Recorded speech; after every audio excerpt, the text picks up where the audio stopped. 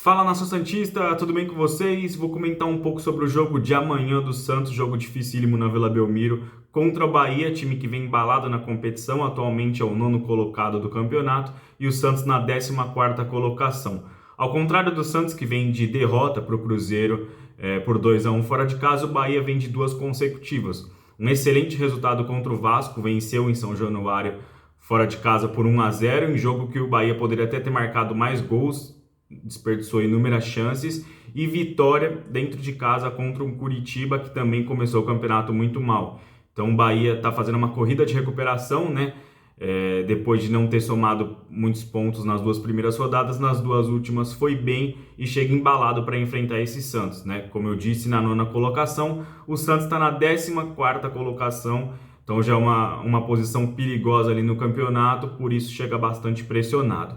E acho que a corrida do Santos é vencer os jogos na Vila Belmiro, né? O Santos precisa somar pontos em casa, porque eu não vejo esse time saindo da Vila Belmiro, jogando fora e somando muitos pontos. Para mim é um time terrível jogando fora de casa, um time sem confiança nenhuma, até quando marca o gol de empate consegue sofrer o gol 2 minutos depois.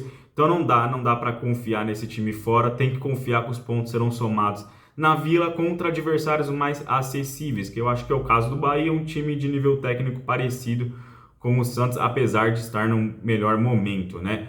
Para esse jogo, o Dair Helman tem mudanças, deve acontecer algumas mudanças ali em relação à partida contra o Cruzeiro, mas antes a gente precisa falar sobre Eduardo Bauerman, que está diretamente relacionado com o jogo de amanhã, se vai a campo ou não. Ontem saíram mais notícias sobre a acusação do Bauerman de ter recebido um dinheiro, não lembro qual é a quantia exata, mas por ter recebido dinheiro para ser expulso no jogo contra o Botafogo no ano passado, né, no final do Campeonato Brasileiro do ano passado. A princípio, quando essa notícia saiu, o Santos manteve a posição de relacionar o jogador, porque não tinha provas. Ontem ela foi novamente reforçada e enquanto essas informações, enquanto isso não for apurado e julgado, o Santos veio a público hoje e soltou uma nota informando que o Bauerman não faz parte do elenco mais nesse primeiro momento. Vai continuar utilizando as instalações do clube, treinando, mas não vai ser relacionado para jogos. Então, o Eduardo Bauerman muito provavelmente deve estar treinando separado, deve começar a treinar separado. Enquanto essa situação toda não for decretada, resolvida na justiça, o Bauerman não joga com a camisa do Santos, que é um problemaço, né? Bauerman, que foi expulso contra o América Mineiro, não jogou contra o Cruzeiro, a gente estava contando com a volta dele, mas depois de tudo isso deve ficar de fora por tempo indeterminado aí. Para mim, como eu disse, estava sendo o jogador mais regular do setor defensivo do Santos e estava até que fazendo uma dupla razoável com o Messias, né? Não estava falhando tanto. E agora a gente não sabe o que esperar do Joaquim, né? Que é o substituto, um jogador que chegou do Cuiabá muito bem por lá, só que chegou no Santos, falhou, depois se lesionou, a gente não sabe o que esperar do jogador que deve assumir a posição agora de titular do Santos. Dito isso sobre Eduardo Bauerman, vamos falar a provável escalação do time para esse jogo, né? Santos também tinha baixas para o jogo contra o Cruzeiro, além do Bauerman, o Dodi estava de terceiro cartão amarelo, também não foi para esse jogo, e o Felipe Jonathan tem uma lesão de ligamento só ano que vem, né? Acho que vai ficar recorrente daqui a pouco, acho que nem precisa mais comentar sobre o Felipe Jonathan, porque ele vai ser um jogador entre os lesionados até o final da temporada, né? Além disso, o Mendonça ainda está lesionado, não vai para esse jogo, então tem jogadores importantes para esse elenco que estão de fora, já é um elenco limitado, ainda com vários desfalques, fica ainda mais complicado, né? E tem jogadores que estão retornando. O Dodi retornou de terceiro amarelo, está disponível para esse jogo, só não sei se vai a campo. Eu vi alguma provável escalação aqui sem o Dodi, né? Não sei se aconteceu algum problema físico com ele, mas possível e provável que o Dodi não jogue e a gente vai ter que aguentar o Camacho mais uma rodada aí. Complicado. Escalação do Santos, provável escalação do Santos para esse jogo: João Paulo no gol, Natan na lateral direita, Messias e Joaquim a dupla de zaga, com Lucas Pires na lateral esquerda. No meio-campo, Rodrigo Fernandes e Camacho como armador da equipe, Lucas Lima, e na frente Mendonça, muito provavelmente Mendonça para jogar na ponta esquerda, e aí a gente tem 3 jogadores disputando vaga nessa ponta direita, né? Porque eu acho que o Mendonça é um titular, porque vem jogando bem nas últimas partidas, e na direita são algumas dúvidas, né?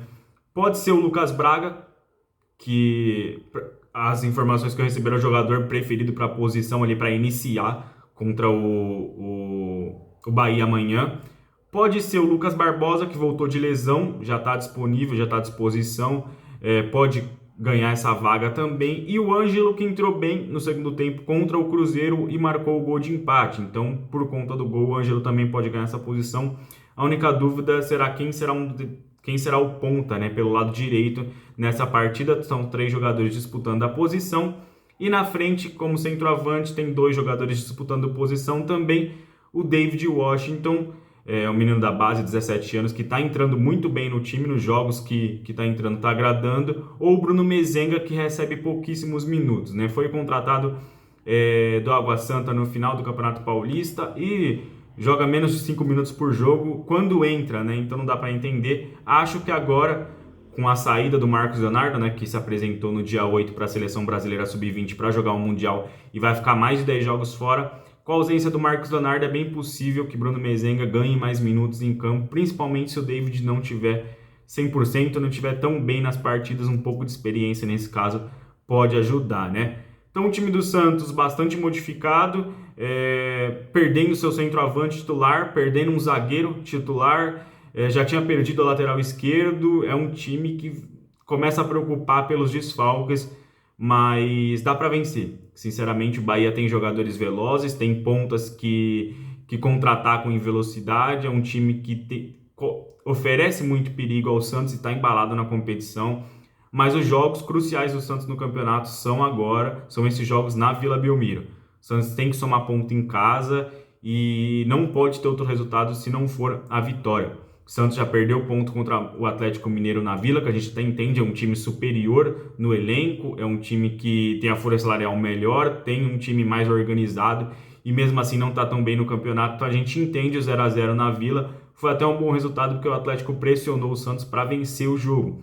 Mas agora precisa recuperar contra o Bahia. Embalado, vamos ver como que será esse Santos dentro de campo, né? Um time que perdeu vários jogadores importantes aí, como vão entrar esses outros substitutos, né? E também tem um pouco mais de vontade, né? Eu disse aqui no jogo contra o Cruzeiro várias vezes, um time bem apático em campo, time que às vezes não mostra indignação por perder o jogo ou estar perdendo, né? Não, a gente não vê jogadores revoltados com o resultado da partida. Espero que seja um time mais aguerrido e que não se conforme em empatar em casa, que não se conforme em perder em casa. E fora também não, né? Então acho que o principal do Santos é a atitude também dentro de campo, né?